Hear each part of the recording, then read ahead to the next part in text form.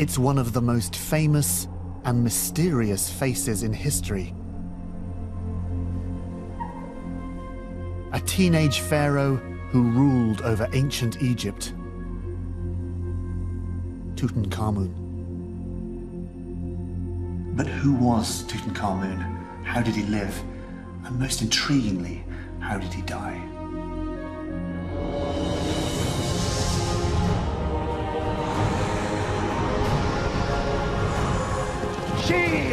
For decades, there have been many competing theories about how Tut died. A chariot accident, a mysterious illness, even murder.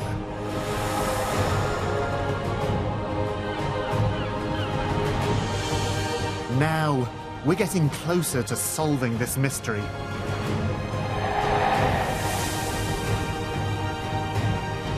To find out how he died, we're going back in time. Oh, look at the eyes! The eyes have all been painted.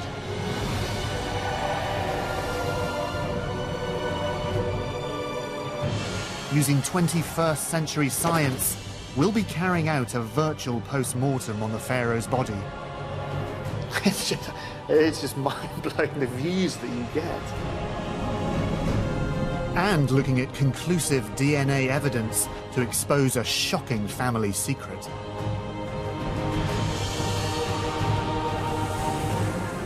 Fits together. I said, oh my God, this cannot be true. We found it, we've got it finally.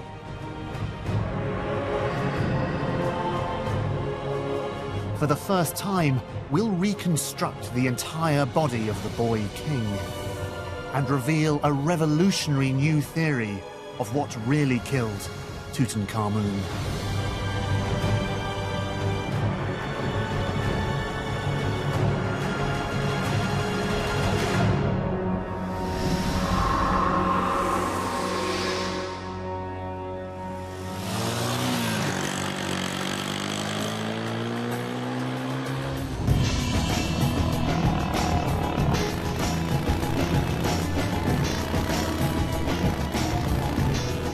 The investigation begins here, on the edge of the blistering Sahara, in one of ancient Egypt's most sacred places.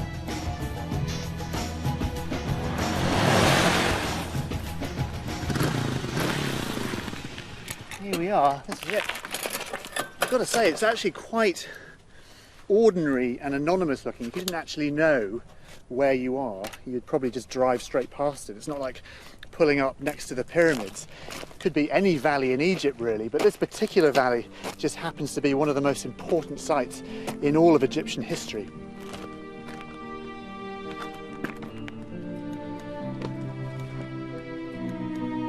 It's the final resting place of the great pharaohs. Today, we know it simply as the Valley of the Kings.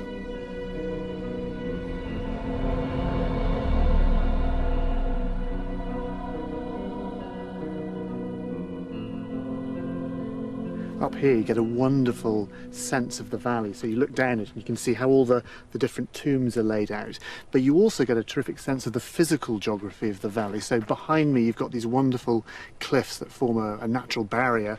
Looking down the valley there's a small opening, would have been very small back in the day down there, so the whole place would be like a giant cul-de-sac, very protected. The Egyptians started to bury their rulers here around 1500 BC. Before that, they'd been buried in pyramids. And they chose this protected valley because they assumed it would be safe from the tomb raiders who'd broken into the pyramids. And just over there, above the cliffs, there's a natural pyramid which would have been worshipped by the ancient Egyptians. That pyramid was a goddess called Meresega, which means she who loves silence. She would have liked it here.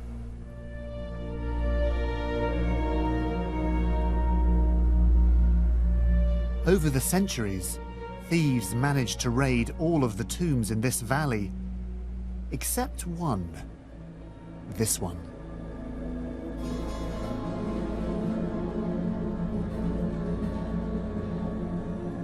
In 1922, the tomb of Tutankhamun was discovered here by archaeologist Howard Carter.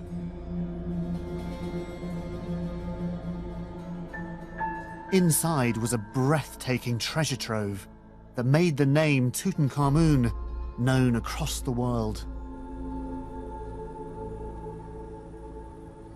Given that he's so globally famous now, we actually know remarkably little about Tut's life. And that's partly because his reign was cut short when he was around about the age of 19. But it's his cause of death that's become one of Egypt's most enduring mysteries.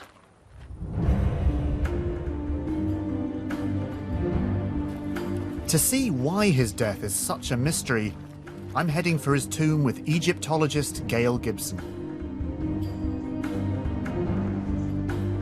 They would have had to dig all this out. Every bit of it, wondering every minute what was at the end.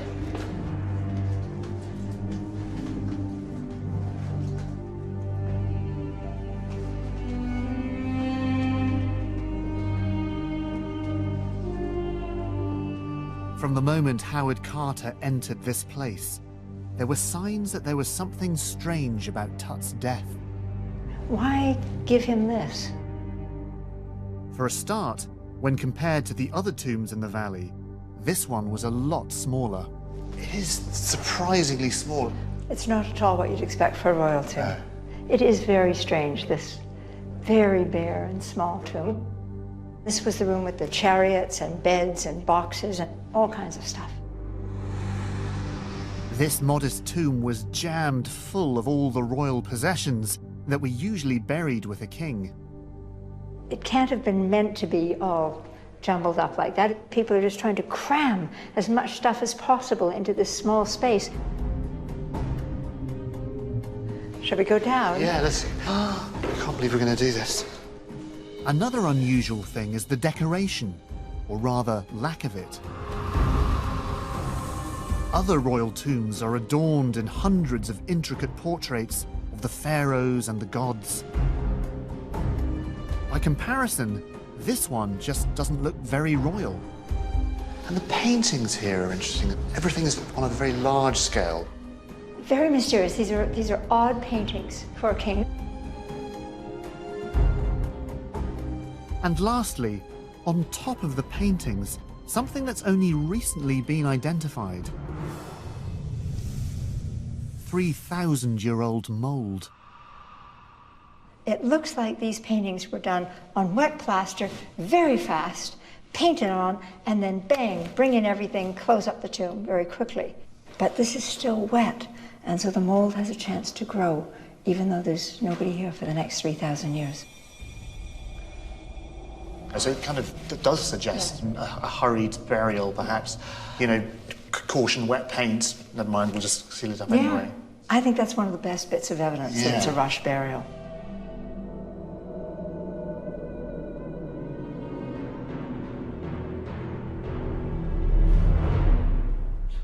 And in another corner, still resting in his tomb, is the mummified body of Tutankhamun himself. Poor Tut's mummy's in pretty bad shape. It was sawn in half, and the head's come off, and bits are missing, and it's not great, really. But the reality is this: it's actually just a young man cut down in his prime. We know that Tut was around 19 when he died, a surprisingly young age. That, together with the unusual burial, suggests it was not a natural death. So, we've got a small tomb, an apparent hurried burial, his age, the type of art that you see here, are all factors that seem to point to a sudden and unexpected death. And for many years, for many people, the most tantalizing explanation was foul play. Had the young pharaoh been murdered?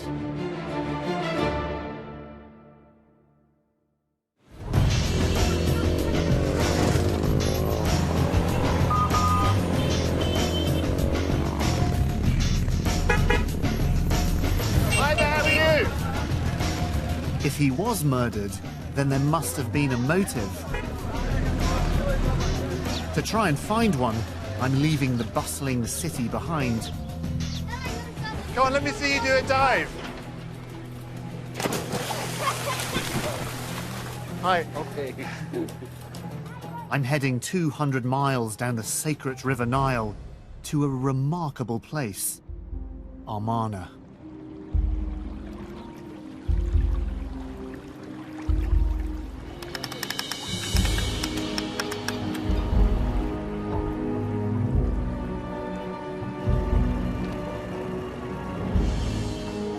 The murder theory gathered pace in 1968, when for the very first time, scientists X-rayed Tut's mummy.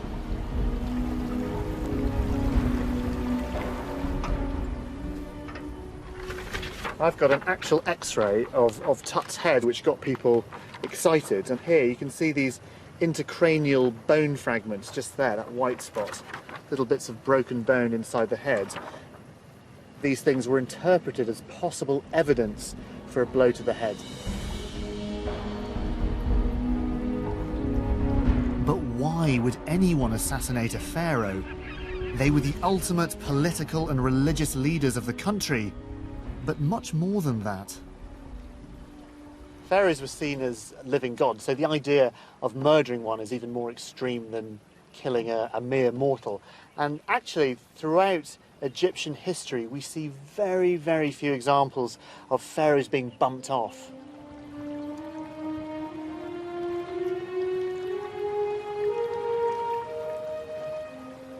So to murder Tutankhamun, someone must have had a very strong motive.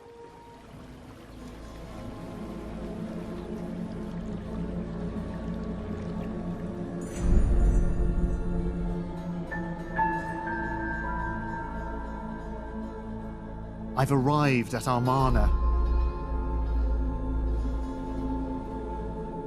This city was built by Tut's predecessor, the rebel pharaoh Akhenaten. The clues to the murder plot lie hidden in these remains. And it all hinges on Akhenaten's obsession with one god, the sun disk, the Aten. Akhenaten worshipped the Aten as the supreme god, the giver and creator of life, and he did it right here.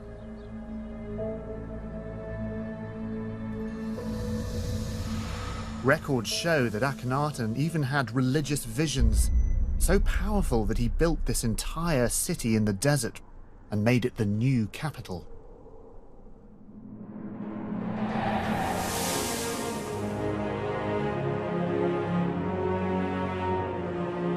It ran for about 6 miles along the Nile.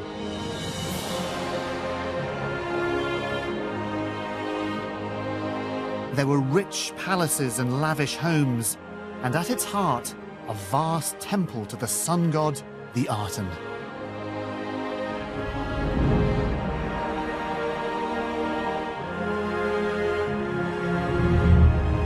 But what the pharaoh had done here was more than build a new city.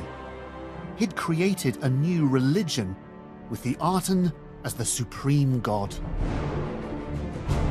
And this radical change made him enemies.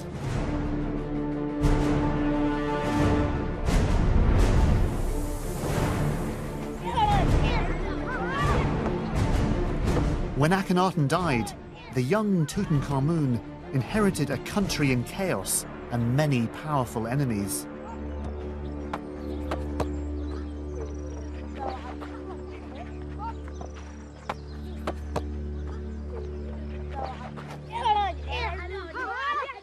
We'd only been around about 9 years old, this 9-year-old kid in charge of the whole show in one of Egypt's most turbulent periods.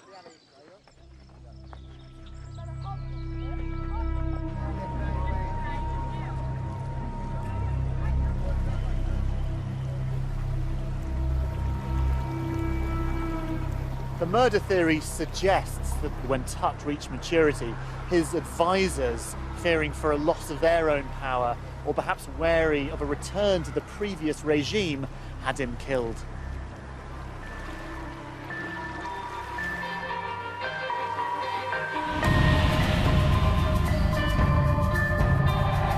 It does seem to fit with the evidence.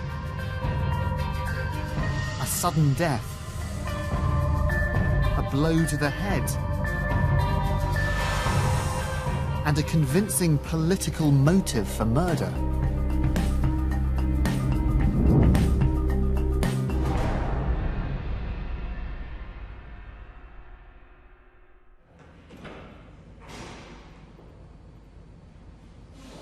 But now new scientific evidence is challenging this. I'm about to attend an autopsy, a virtual autopsy, on Tut's 3,000-year-old body.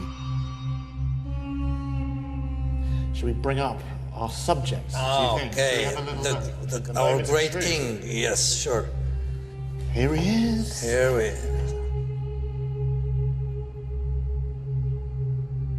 We've been given exceptionally rare access to nearly 2,000 CT scans of Tut's mummified remains. It's just mind-blowing, the views that you get. CT, you can get three-dimensional image, bones and soft tissues. This is unique. This is the main difference between an X-ray and a CT scan. Radiologist Professor Ashraf Salim is about to conduct a virtual post-mortem of King Tutankhamun. Just to start with the beginning here, that we can see that the mummy is in a very bad state. The whole body is cut into pieces. Hundreds of fractures, probably when they tried to remove the heavy golden mask that was stuck to the chest and the abdomen of King Tut, and was stuck with like a glue. As we begin, there's a key question I want answered. Was Tut murdered by a blow to the back of the head? So much of the discussion has been about the skull, is that somehow Tut was killed or murdered by a blow to the back of the head. Yeah, because of these bone fragments. I mean, if you can see with me now, this is the skull. We're going into it. These bone fragments lying loose within the skull cavity. It's a crucial finding. If the fragments had come from a fatal blow to Tut's head, they would have been stuck in the embalming resin, poured into his skull when he was mummified. The fact that they're not stuck in the resin means one thing. Meaning what? Meaning that these bone fragments got inside after mummification. That's why they're loose. So we can say, without a shadow of a doubt, that Tut wasn't murdered by a blow to the back of the head, as has been suggested. 100%. We've killed that. Yeah, and that should close this issue for good. The CT solved the mystery. Completely? Completely, with no doubts. Okay. He was not murdered by a blow to the head. Okay.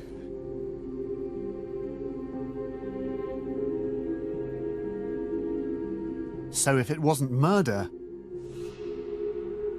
then what killed him? This is the whole mummy in front of us on the big screen. Our virtual autopsy has further clues.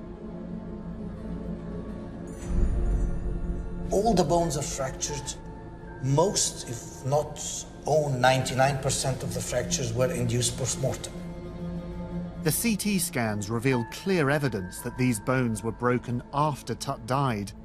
A huge amount of damage was done when the mummy was moved by Howard Carter. Are there any breaks that we can categorically say this happened before he died? It's only one site that we could say that. It's the knee. This is the fracture. So this is the fracture here, this black This area. black area.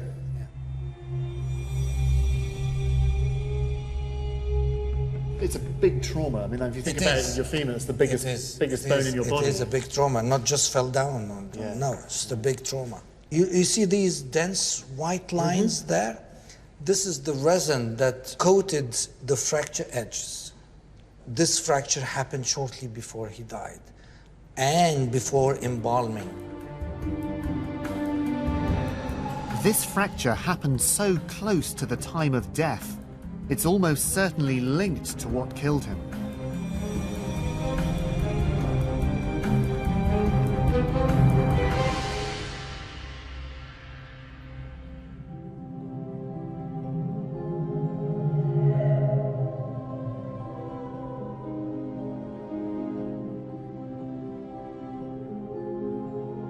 And fortunately for us, we have a unique window into the life of this pharaoh.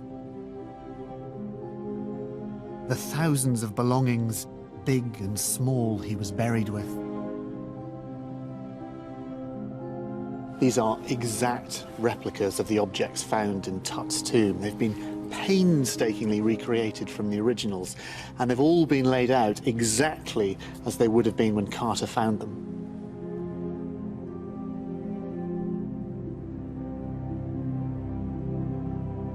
Because, like all pharaohs, Tut was considered a god, he was buried with the things he would need in the afterlife. These objects give us a picture of what really mattered to this young man.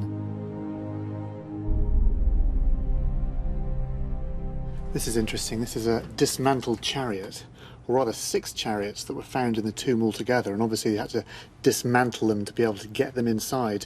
Down here would have been leather webbing that you would have stood on, and you can see along here that's the shaft that would have attached to a pair of horses to drag you across the desert at high speed. In ancient Egypt, chariots were used for hunting or battle. And in Tut's tomb there wasn't just one, there were 6.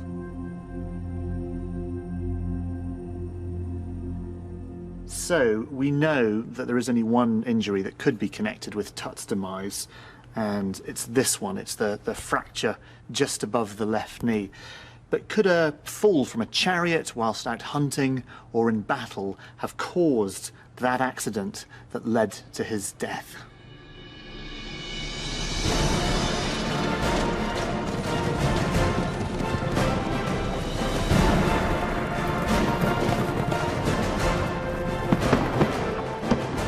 Knowing the exact nature of the injury, we can now try and find out what might have happened.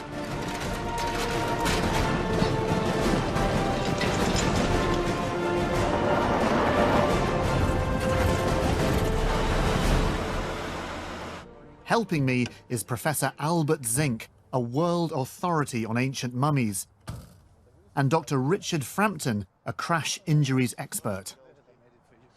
It looks quite royal.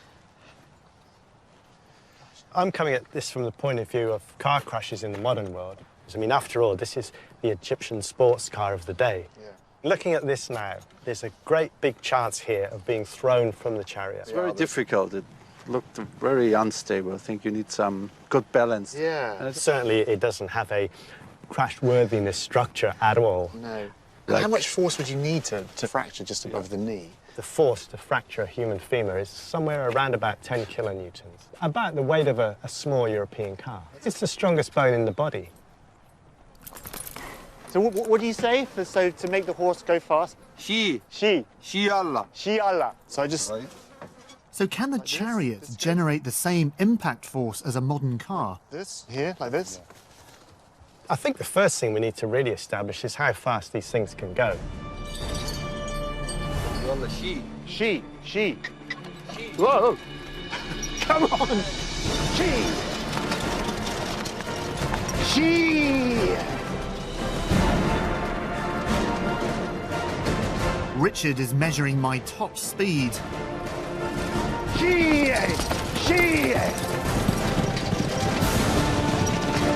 And after a little bit of practice and some gentle horse whispering,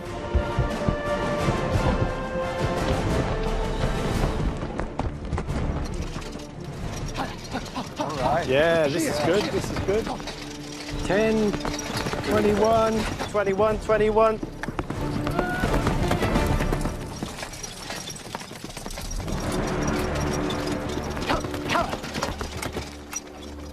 Great, you did it. Yeah. Absolutely yeah. flying. How was that? 21 miles an hour. 21? Yeah. That's not bad. If I'd come off, and I didn't, thankfully. That kind of speed, coming off onto a hard surface, any type of bone fracture is possible, really.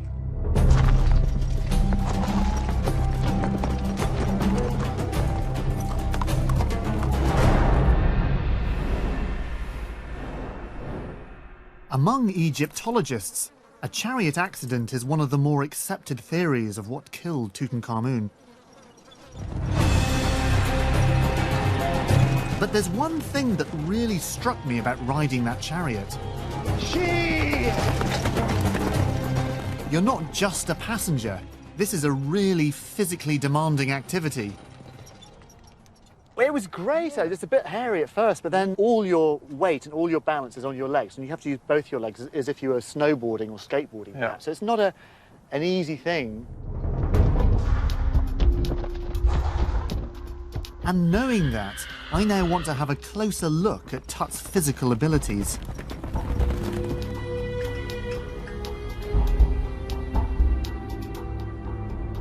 And that means a closer look at the CT scans. You see here, now look at this. When you really examine his feet, you can see that the left foot is bent and twisted. Now, these bones, they're crowded, especially at the bases. So it's basically like these bits, if you like, are being sort of squished together. Exactly. The toes appear more or less divergent. They're sort of sticking out at a bit of an angle. Exactly. I mean, what would we call this in sort of layman's terms? Layman terms, we call it the clubfoot. The clubfoot, we can see it here. Let me have a look. A club foot is a bone deformity that would have caused Tut's foot to twist under his body. And what would that have meant for him? He would have had difficulty walking. Yes, He walked with a limp. definitely was limping at that time heavily. Right. But there are even more problems with his foot. Next, he developed a new disease while in the adolescent age, let's say starting from the age of 13, 14, what we call it Kohler's disease. Kohler's disease. Yes, and that's what's meaning, it's necrosis of the bones. And necrosis means, well, it means death, I mean, suppose. death of a small part of the bone. That's the area. Kohler's disease is a painful, disabling condition. The bones gradually collapse and can't support any weight. The end of this long bone, the metatarsus, is frayed and separated and becomes dense. And that's what we're having here. Separated, fragmented. Unlike the other sound foot, you can see the joints intact. And this would have been incredibly painful. Yes, it is painful. Okay, so we've got a congenital condition. Yes. This club foot. We've got this Kohler's disease on top of that. I mean, it completely changes our whole picture of Tutankhamun, doesn't it? Of course. This evidence, taken together, means that Tut would have struggled to walk.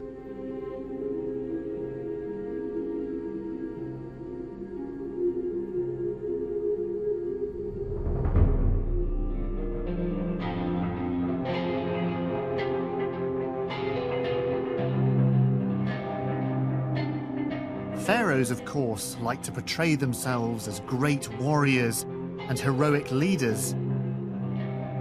But when you look closely at some of the smaller objects that were found in Tut's tomb, there are clues to the real pharaoh. Around about 130 canes like this, all different shapes and sizes, and some of them showed evidence of wear and tear. It all adds to the evidence that here was somebody who was in pain, who struggled. It's a very, very different image to the boy king that we're familiar with. It casts a rather different light on the chariot accident theory as the cause of Tut's death.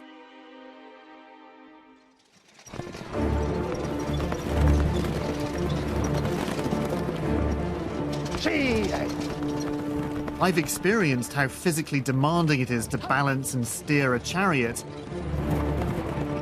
So how could Tut do it with his acutely painful condition?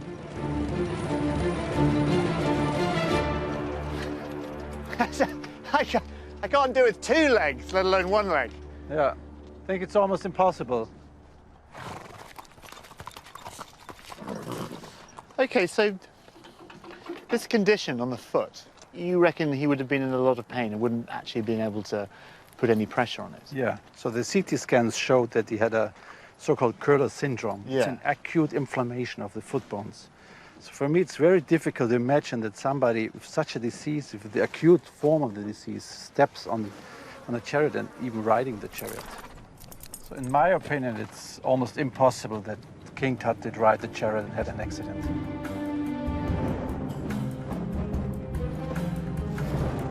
So whatever caused Tut's injury, it seems unlikely it was done riding a chariot.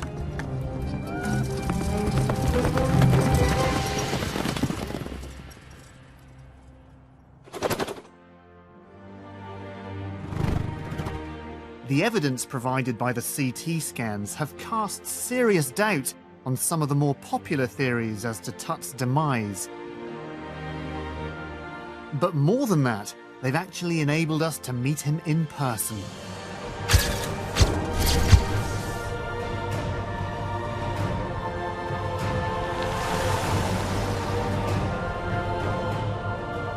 Using forensic reconstruction techniques, we've recreated Tut's face and his entire body.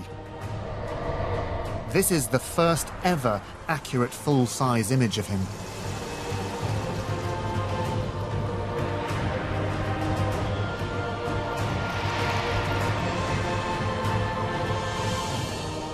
This is the real Pharaoh, the boy behind the golden mask.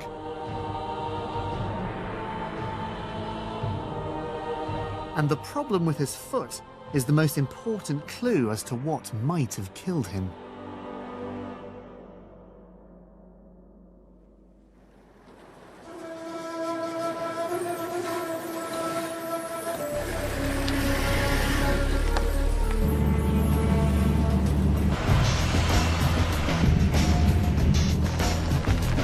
The revelation of Tut's foot has opened up a new line of inquiry. It's a defect that can be genetic and could have been passed down by his family.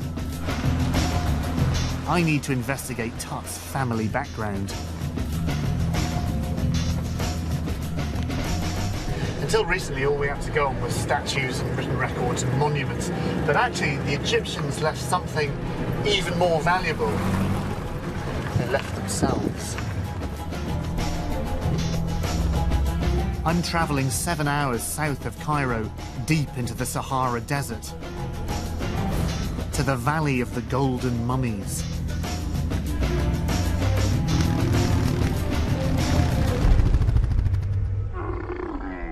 This is one of the places in Egypt where mummies still lie where they were buried.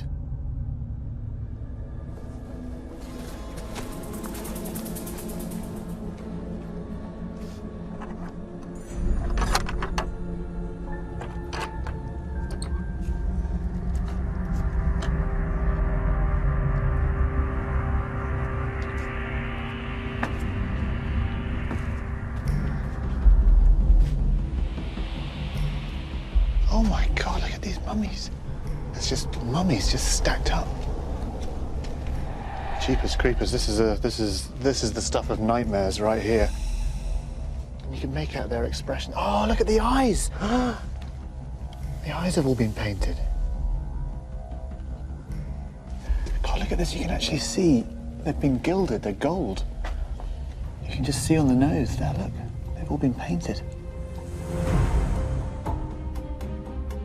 The Egyptian technique of mummification aimed to preserve the entire body, hair, skin, teeth, and bones for eternity.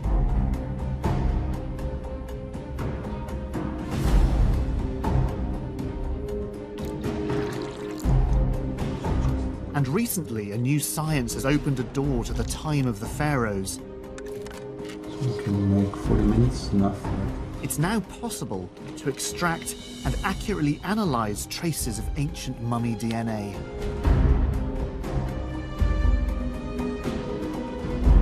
But what makes it so difficult is that after 3,000 years, little DNA survives, and it's easily contaminated.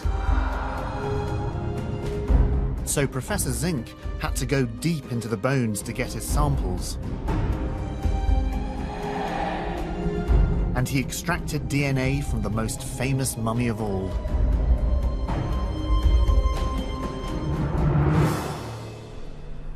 Stop!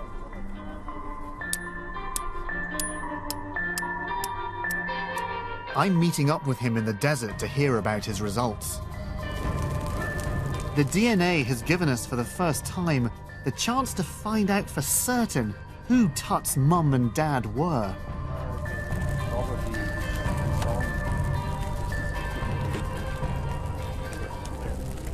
Getting DNA out of ancient Egyptian mummies is almost impossible.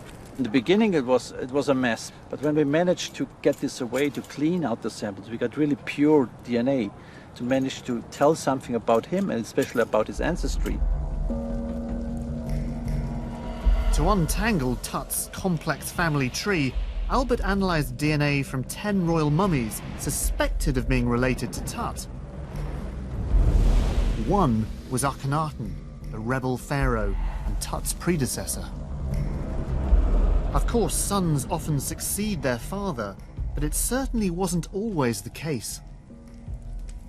There was one idea that maybe the skeleton of Akhenaten was the father, but nobody had the proof for this.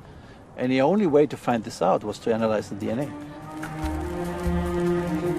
He began by analysing the Y chromosome, which is only found in males, comparing Tut's with Akhenaten's, also known as KV55. We got from both mummies good results and we could compare them. As you can see here, we put them aus here, you get this peak here, and this is for King Tut, Yep. and you get the same peak here for Akhenaten.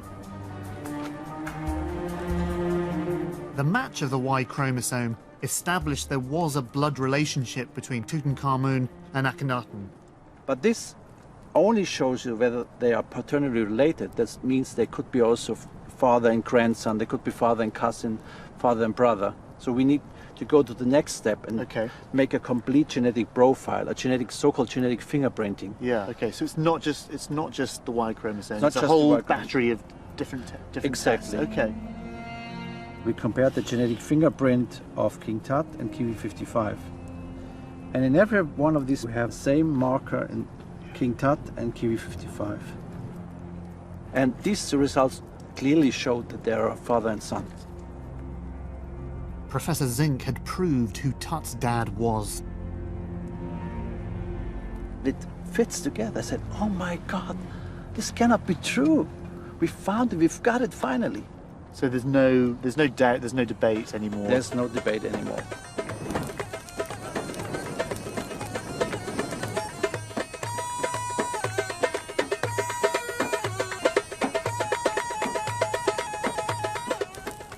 The 3,000-year-old paternity test has identified Tut's dad,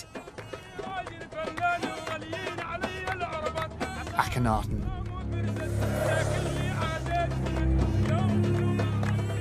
But that's only one half of the puzzle.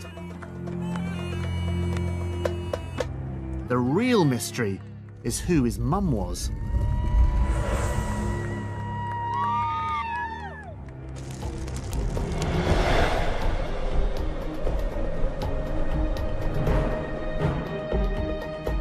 No one's been able to identify her from records. But a clue to who she was lies deep inside a place that not many people get to see. A real royal tomb. Watch your head. It's one of the most lavish tombs in Egypt. Carry on down? Yeah, we keep going down and down and down. There it is. There's the room. This is what a king is supposed to have. That's wild. The tomb belonged to Amenhotep II, and it's a world away from the basic adornments found in Tut's tomb. When it was discovered, did they actually find the king himself? Yes, he was in his own sarcophagus right there, which is pretty wonderful. It's amazing, isn't it? Look at that. But the real find here was the discovery of an extraordinary group of royal mummies, all thought to be linked to Tut's father, Akhenaten. There were 3 bodies on the floor. Yeah. A person they call the elder lady, a young boy, and a very mysterious younger lady. And have we any idea who the younger lady is? For a long time we had no idea, but now the suspicion is that she's King Tut's mum.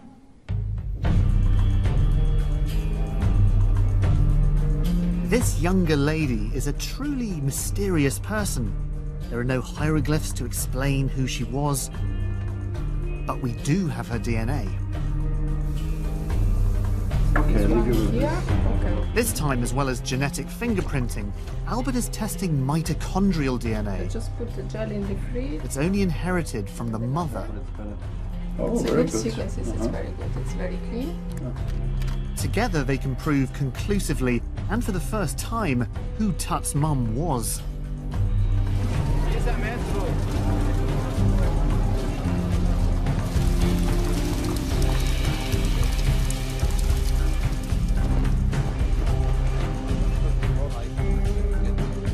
To reveal the results, we're going to the famous Egyptian Museum in Cairo to meet the younger lady face to face. So here we are. Here we are. Gosh, she's in pretty bad shape. But maybe it's because she had a big injury in the face here. And the pattern of the injury is typical for a horse kick. Oh, gosh, so that damage was actually done when she was still alive. So... Yeah. I think it's actually the cause of death because there's no signs of healing. So what do we know about this mummy, and what work have you been able to do on it? We did some CT scans of this mummy. We found out she had a little extra single bone on the back of her skull and the sutures, which is quite uncommon. But the same little bone we found in King Tut also. And this was really surprising, and this made us believe, oh, maybe there's a link between this. And then you do the DNA work. Now, what did you find with the DNA work? We took samples from this mummy and did the DNA analysis. So I was sitting in front of my computer late at night in the laboratory, looking at the data, a lot of numbers. Slowly the picture comes together, and I aligned all the different numbers, and I saw, well, they all look the same. King Tut, younger lady, wow. Oh my God, that's it. This is the mother of King Tut. I can't believe it. It was like, I was shocked. I cannot believe it, this is true. We really found out who is the mother of King Tut. I mean, that's a huge discovery. This is really more than a dream come true. I think it's the most important findings I made in my life.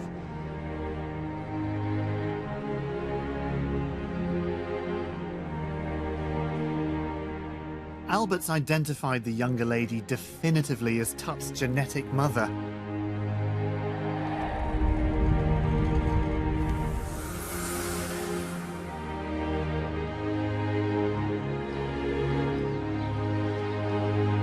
We're finally getting closer to Tutankhamun and his relatives, catching glimpses of them not as great rulers or gods, but as a family. This is the tomb that was probably meant for the younger lady.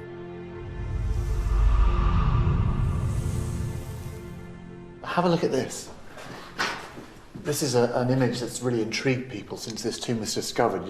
You can see it's not very clear, but it's a woman in profile. You can just see there's her feet there up to her head, and she seems to be holding an umbrella or a parasol of some kind, and there's perhaps a nurse behind her looking after her. And she seems to be holding a figure, a baby. Could that be the very first baby picture of Tut?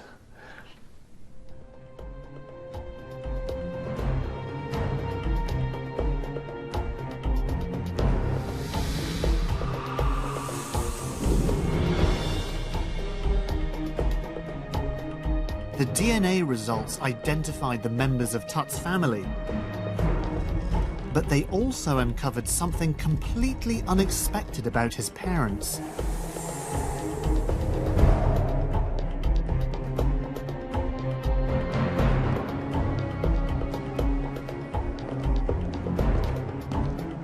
When he compared the DNA of Tut's father, Akhenaten, with the DNA of Tut's mother, Albert made a remarkable discovery. And you know, there's some more I can tell you about these two mummies. It's not only that this is the father and this is the mother of King Tut. It turned out that they're brother and sister, which was a big surprise for us. So Tut's mother and father, so their mother and father, they were also brother and sister. So Tut was a product of incest. That's right. I mean, it turned out, wow, they're brother and sister. A lot of incest happened. They didn't like to get royal and non-royal blood mixed, so they tried to keep it within the royal family. The ancient Egyptians believed incest kept the bloodline pure. In reality, of course, it did the opposite. They would have had no idea about the health implications of incest. We know that this can have a negative impact on your health, and it caused a lot of troubles in the health of the offspring. The DNA tests proved that Tut's parents were brother and sister. Tutankhamun was a product of incest. So, meet the parents. This is Tutankhamun's dad, Akhenaten. And if we come this way, next to Dad, we've got Tutankhamun's granny, who looks the best out of all of them, actually. And here, we've got Tutankhamun's mum, who's also his aunt, which makes Dad also his uncles, because they were brother and sister as well.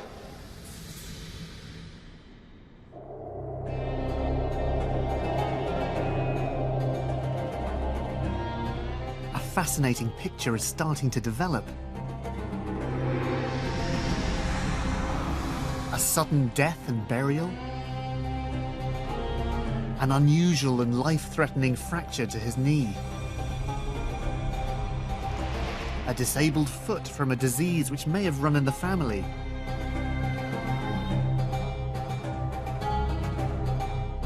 And incest, which dramatically increases the chance of inheriting certain diseases.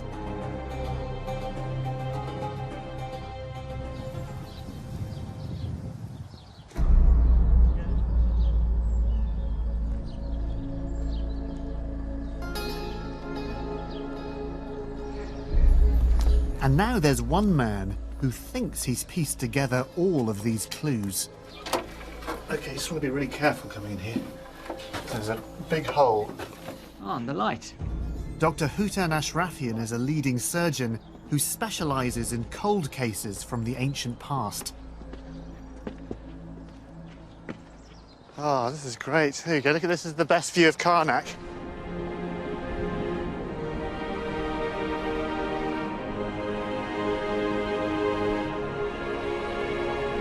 From this vantage point, we can see the whole of Karnak beneath us. It's the biggest temple in ancient Egypt, built by generations of pharaohs, including Tut and his ancestors. By studying the entire family history, Hutan's noticed 3 distinct medical patterns that could help explain how Tut died.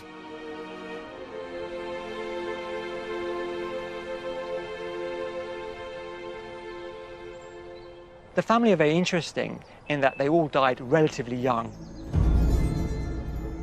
We know that Akhenaten died early. We know that Tutankhamun, his son, died early. We know that the great-grandfather died relatively early. They died at a sequentially younger age.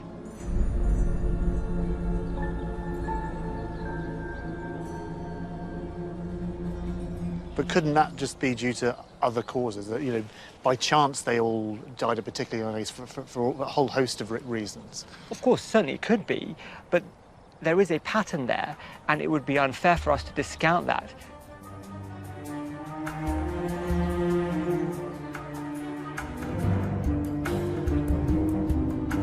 The fact that each generation died younger than the previous one could be an indication that there's an inherited disease running through the family.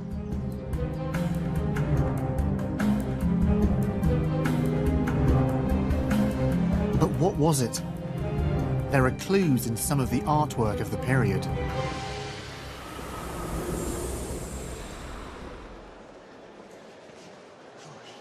So this is Tut's dad, we think.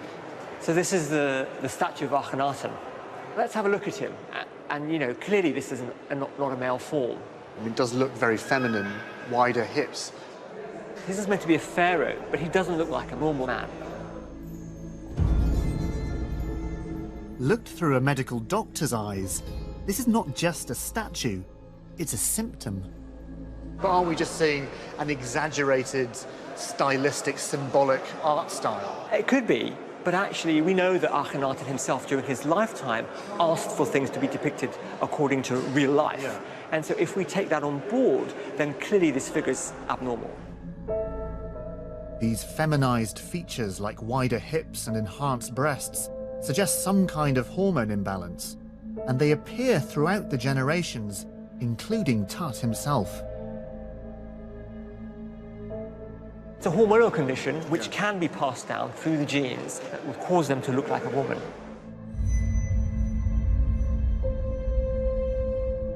Again, this unusual condition seems to run in the family, but what might cause it?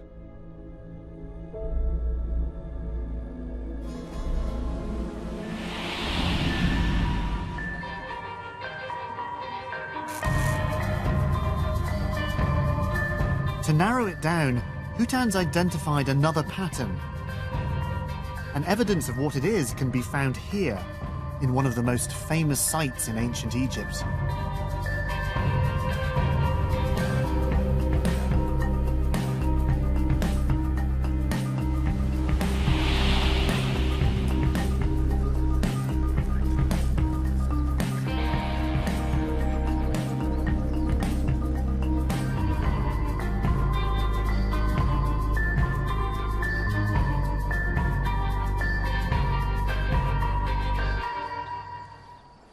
I wonder how many photographs have been taken of that view. Tourists have been coming here for millennia just to marvel at the scale of it all. Empires have come, empires have gone, and the Sphinx has witnessed it all.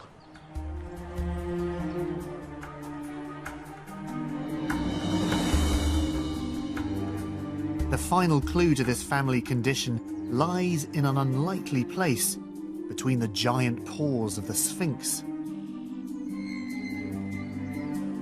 With me is Egyptologist Yasmin El-Shazly.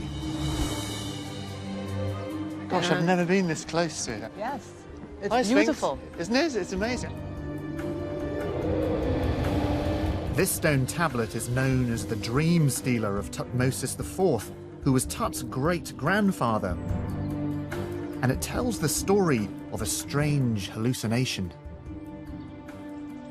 It says Tutmosis IV was on a hunting trip, and then he decided to take a rest, and he fell asleep, and he had a vision.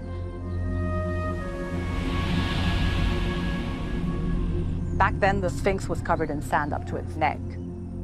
The Sphinx was telling him, please, if you remove the sand from my body, I will make you king. Right. Tutmosis IV removed the sand from the body of the Sphinx and cleaned the Sphinx and became king.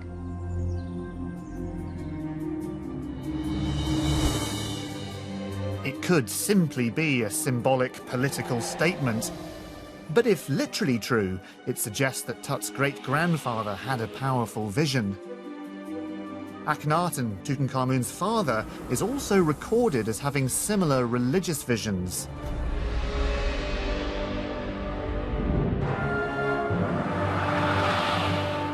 This family pattern is the final clue. Hutan now believes he knows what killed Tutankhamun. It's an illness that can be inherited, that causes early death, affects hormone levels, and crucially, triggers visions.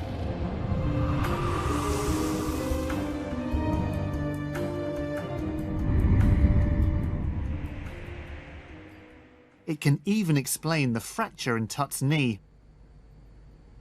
Adding together everything that happened in his life and his whole family line, if we add all of that together and we say, what could describe this condition?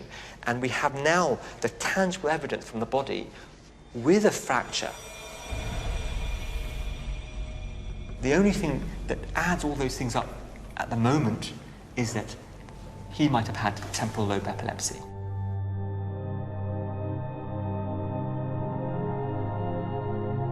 It is a controversial diagnosis, but it does seem to make sense of a lot of the symptoms.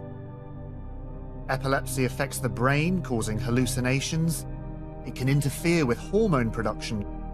And the seizures themselves can lead to unexpected fractures. We have to think about Tutankhamun as someone who's epileptic, but without treatment. And without treatment, you have a much higher risk of having unexpected falls, unexpected accidents, and unexpected fractures as a result.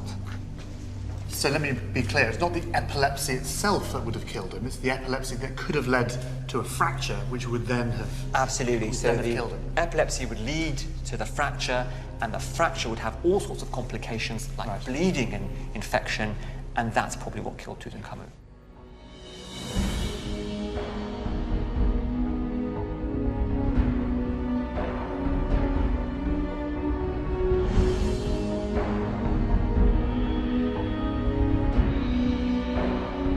It is a radical new solution to this 3,000-year-old mystery. An illness passed on to him from earlier generations and made worse by being the product of incest.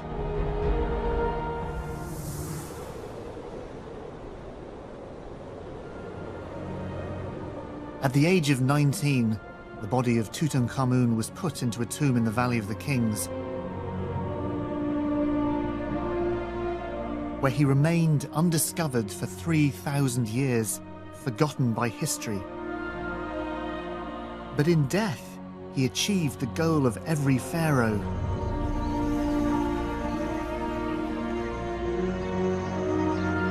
To cross the vast ocean of time and keep his name alive. To achieve immortality.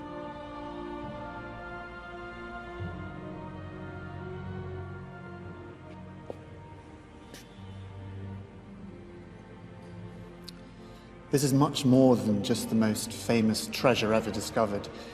It's more than just a mask. The mask is Tutankhamun. When people look at it, they say his name.